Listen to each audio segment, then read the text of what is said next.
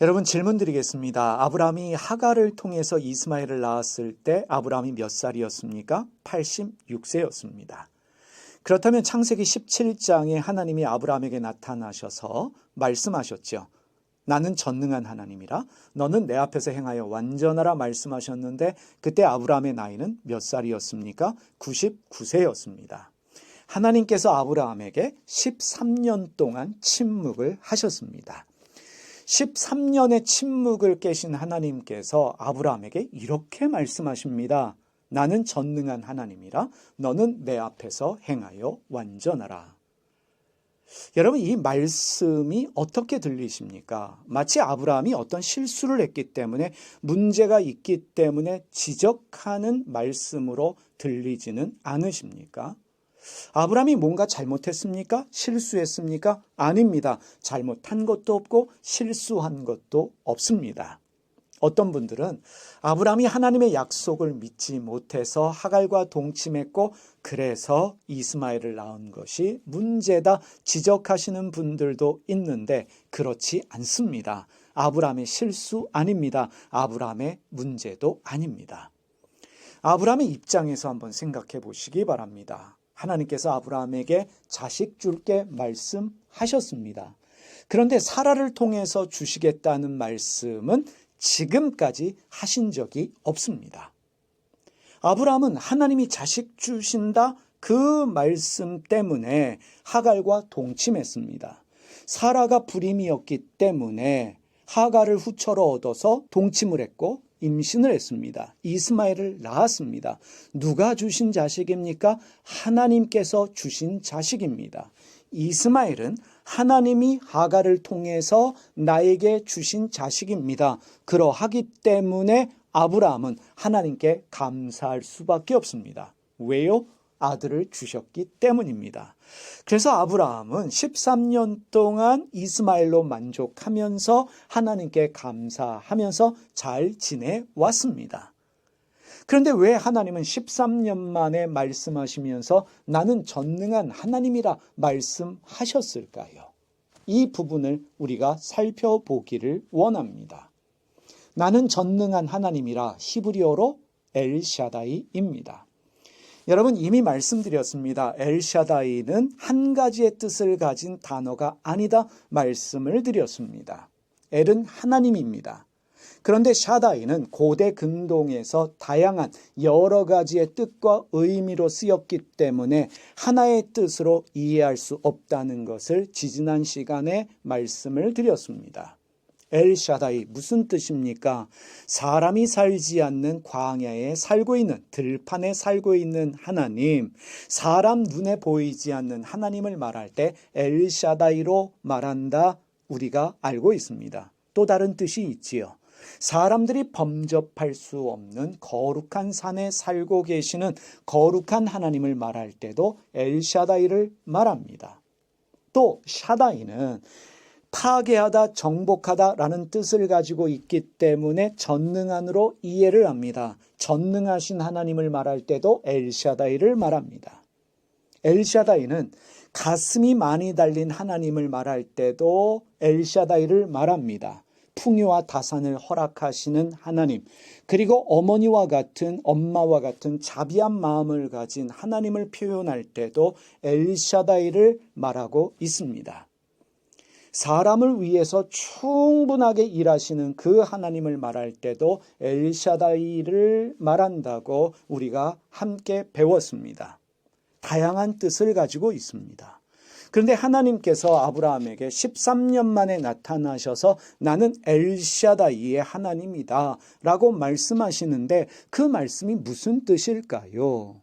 아브라함아, 너는 나에 대해서 알고 있다고 생각하지만 너는 나에 대해서 다 알고 있는 것이 아니다.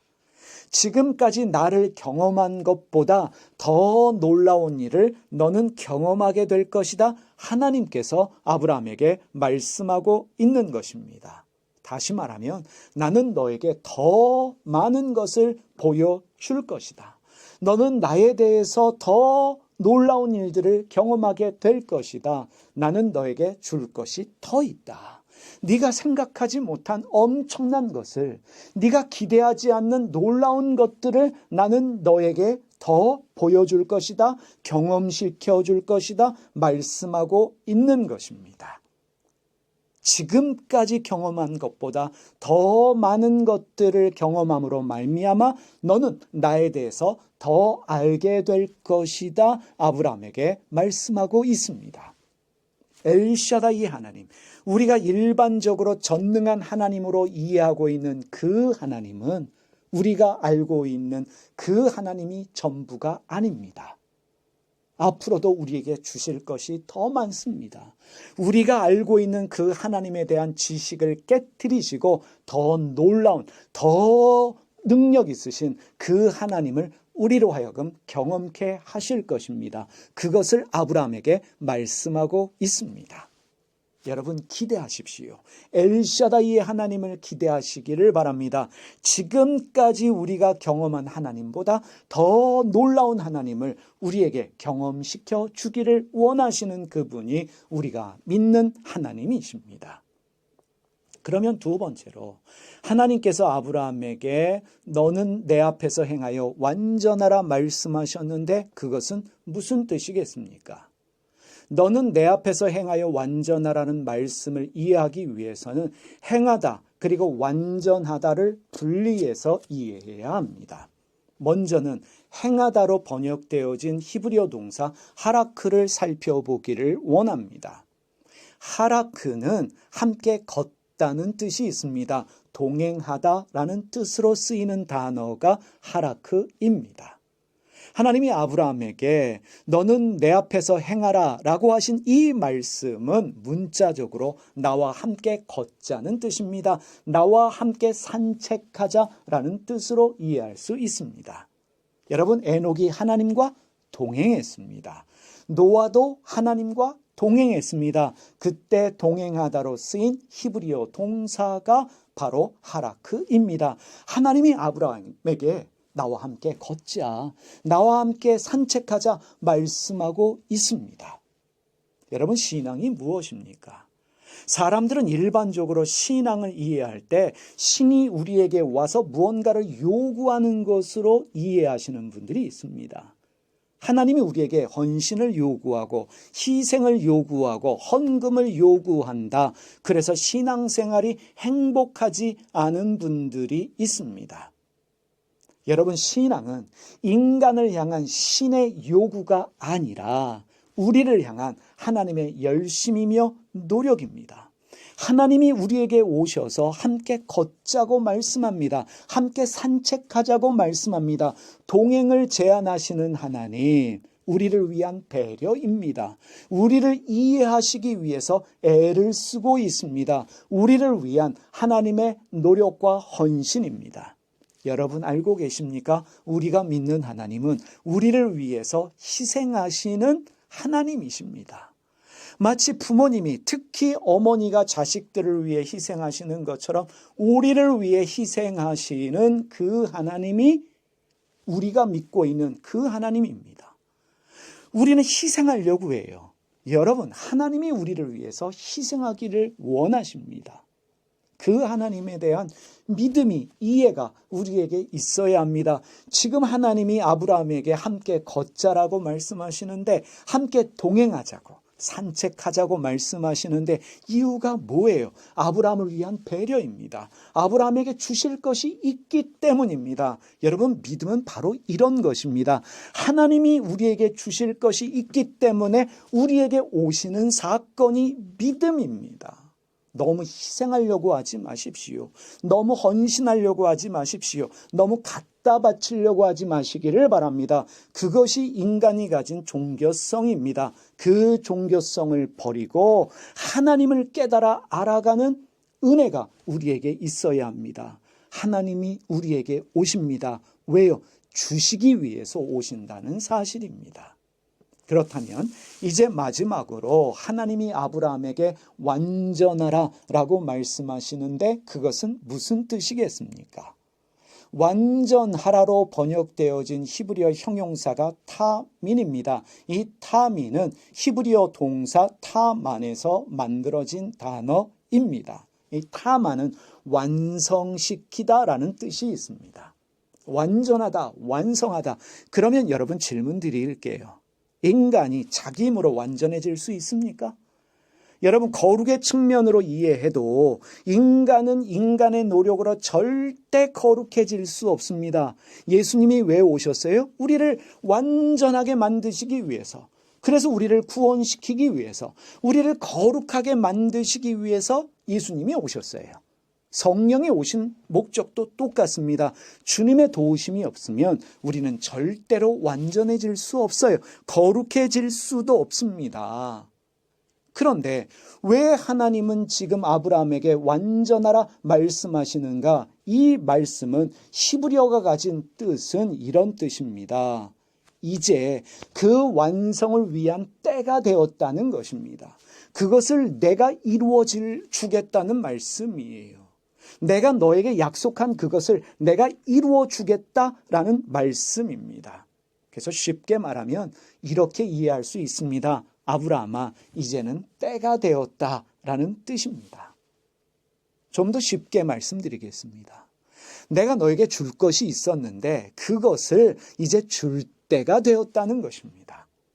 부모님이 자녀를 위한 유산을 준비하고 있다고 생각해 보시기 바랍니다. 예를 들어 아들에게 딸에게 아파트를 주기 원하는데 초등학생에게 줄 수 있겠습니까? 중학생에게 주지 못하지요. 그런데 아들이 다 컸어요. 딸이 장성했습니다. 이제 이 돈을 주어도, 이 아파트를 주어도 되겠구나. 그 때가 되었다. 그것이 히브리어 동사 타만이 가진 의미입니다.